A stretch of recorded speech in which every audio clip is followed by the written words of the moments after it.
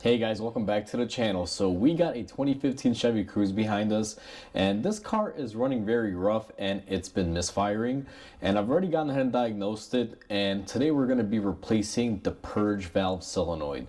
Now before we go ahead and begin, guys, if you guys haven't subscribed to the channel, hit the subscribe button down below and definitely smash that like button because it helps the channel out.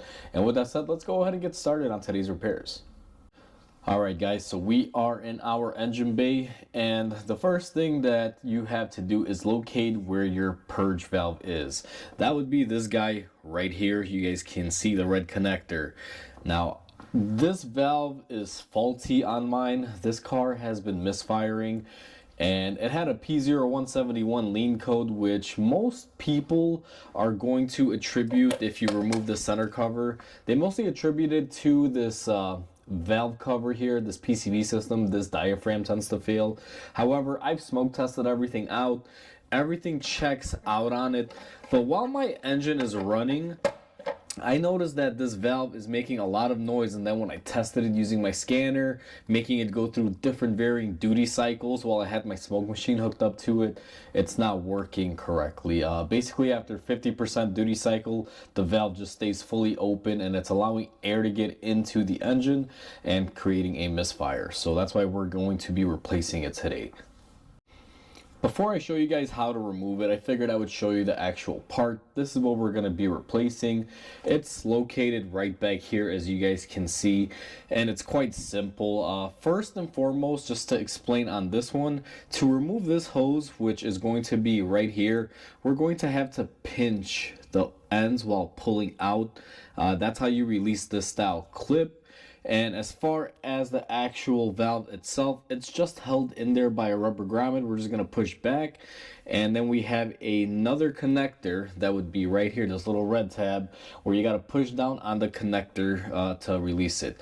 I'll try to get you guys zoomed in there so you guys can see me doing it, but I figured I'd show you the new part and explain it really quick before we went ahead and did so.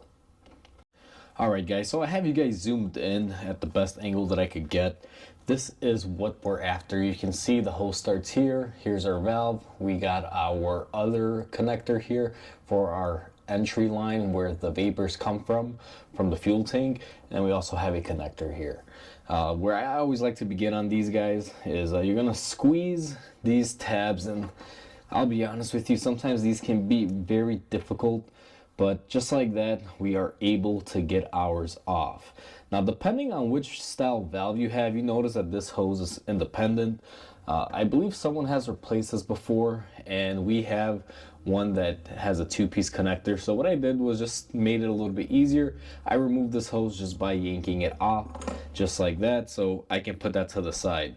Now that portion of it doesn't matter unless you have a two-piece connector. My new one is actually a one-piece.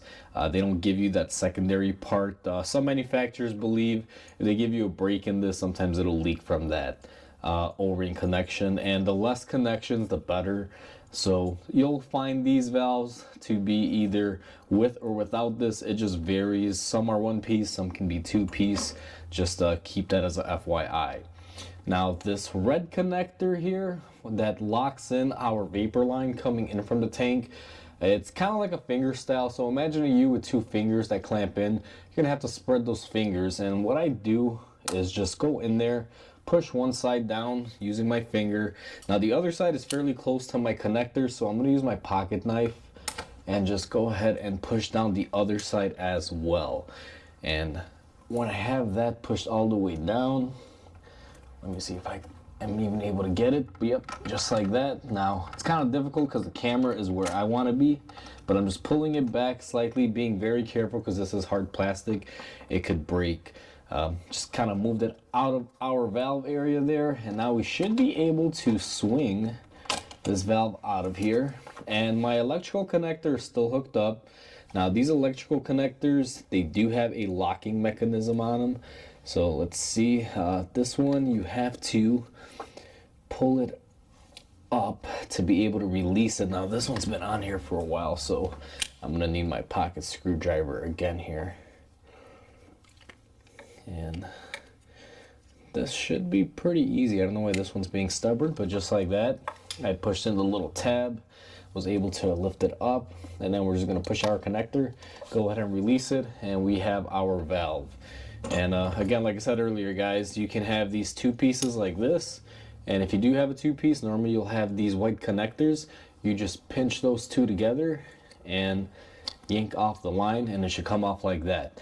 Now, if your car has a one-piece like the one that we are going to be installing, which is going to look like this, you don't have to do that step, but just wanted to mention that for you guys. And now what I'm going to do is remove this old rubber isolator that was left from the old one. You don't want to double these up and possibly not have it fit, so just remove that. It should be pretty bare bones. And what we should be doing next is just sliding this in. Now, before I slide this in, I'm going to do one of two things. I'm going to put my connector back down where it was, and I'm going to go ahead and connect my vapor line and lock it in. And then I'm going to go ahead and position it and just put my new valve in here by sliding it in. And the new rubber will be a little bit brittle, but it'll go in there. And then what I'm gonna do, and it should be easy, but looks like I'm gonna have to rework this here. But then what I'm gonna do is take my connector, make sure it clicks into place, lock in my lock tab. I'm just gonna pull on that, make sure it's good. I'm also gonna pull on my hose, make sure that portion of it is good. Now that all of that is secured, we're going to take our hose here on our intake and just gonna push down on it. Sometimes these will click, sometimes they won't, but you wanna make sure you're all the way in. And this one did click and it's secured. Always pull your connections, guys. And I do apologize if the camera is moving right now because it's kind of floating in the engine bay. It's moving with the movement of the car. But always pull on your lines, whether it's the supply, the entry, or even the center section. Make sure they're secure. Same thing with your connectors. Just make sure all of that is good and tight.